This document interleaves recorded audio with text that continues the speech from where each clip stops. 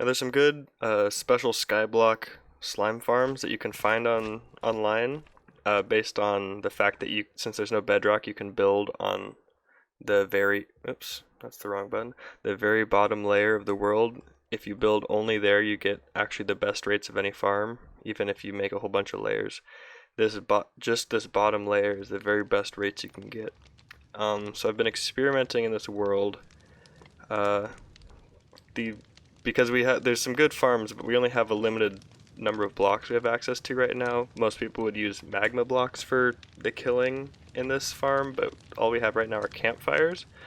The slime are attracted to the iron golem, so they all just kind of, once they spawn here, they'll run towards him and just jump around on the fire until they die, and then all their stuff gets sucked up by these hoppers. So this is the basic concept of the farm I want to build. So this is the slime chunk, and one of the first problems I see is that if a slime tried to spawn right here, if a big slime or a medium slime tried to spawn right here, their hitbox would intersect with the campfire and they would actually not spawn. So the first thing that we're going to have to do is to put another ring around this to catch the extra spawns. Or not the extra spawns, but the big slime spawns. Okay, so that's taken care of, and now the next part is I noticed that when the baby slime, yeah, okay, so it didn't quite happen there, but a lot of times if there's a big slime up here, when the small slime is trying to get on, he'll get pushed off over and over. So if he hits the campfire, but he's like right on the edge, but he gets pushed off when he dies, then a lot of times the slime balls will end up right here. So what I think I'm going to do to solve that is going to be actually to move the campfires back one more. Ooh, didn't mean to do that. Move the campfires back one more and put slabs over that. Hold on. Now I'm going to have to do 2 more layers back. So now what's going to happen is even if they die on this block, there's going to be a hopper to collect their slime balls. So what we're going to end up doing is this guy's got to be moved for sure.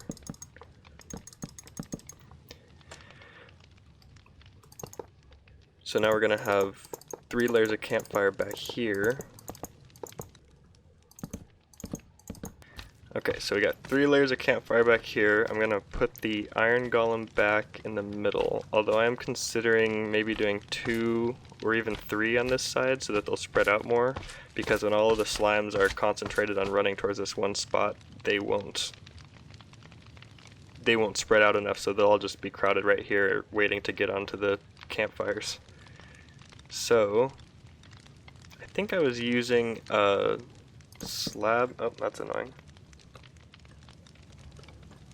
I think I was using a slab to stand the golem on, and I believe I was messing around with the eye levels and to see when it worked best for them to see the iron golem, and it seemed like it worked best with the campfire. So let me get the iron golem back, push him in there. Yeah, okay.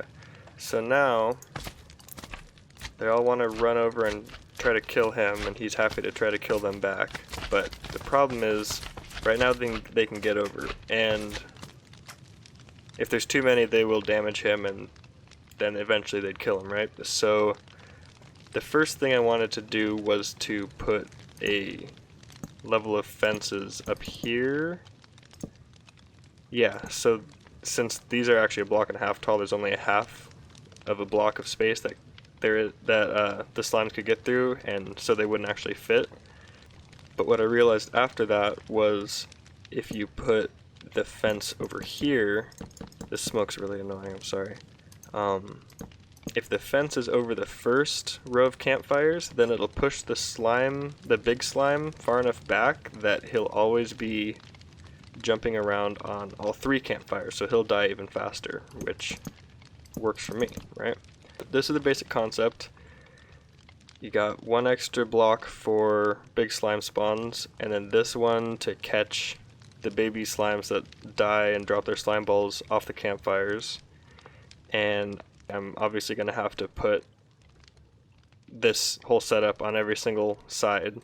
And I haven't mentioned the pumpkins. You want to use jack-o'-lanterns in here because if you use glowstone, those count as glass, so mobs can't spawn on glowstone, but jack-o'-lanterns do not, and they give off light, and you have to light up the platform so that not hostile, but other monsters won't spawn on the platform, besides slime, because slime they don't care about the light level that they're spawning in.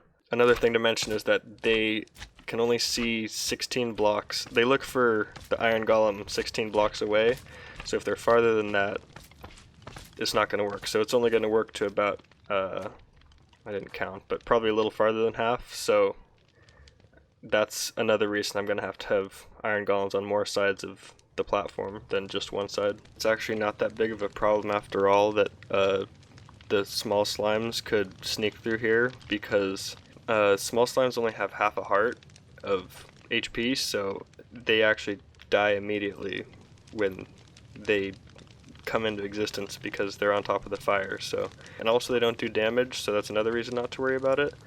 It did look like on the edges they don't have time to jump, but it did seem like they were able to be like pushed off by bigger slimes that were in the way. So I added this line of stone. Actually, I'm probably just gonna do fences over here because just to avoid solid blocks for spawning and stuff. So they're not gonna fall out now, and they don't have time to jump.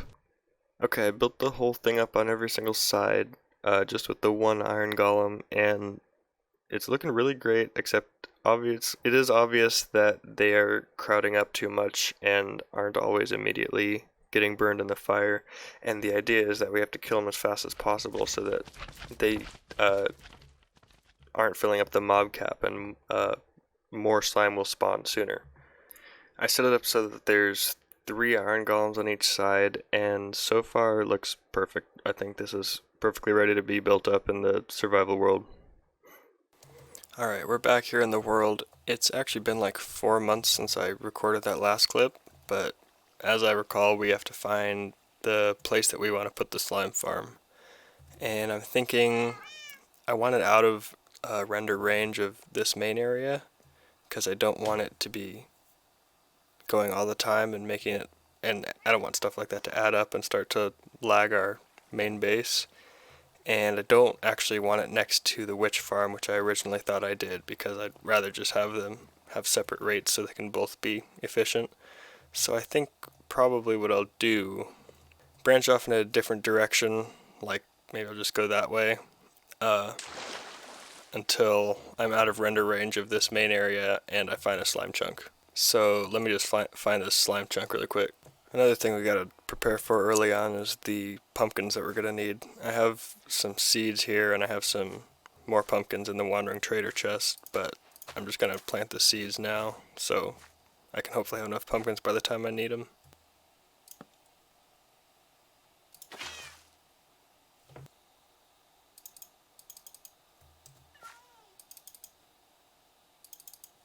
Okay, I got this platform set up and I got a few jack-o'-lanterns put into it, but we haven't quite grown enough yet in total.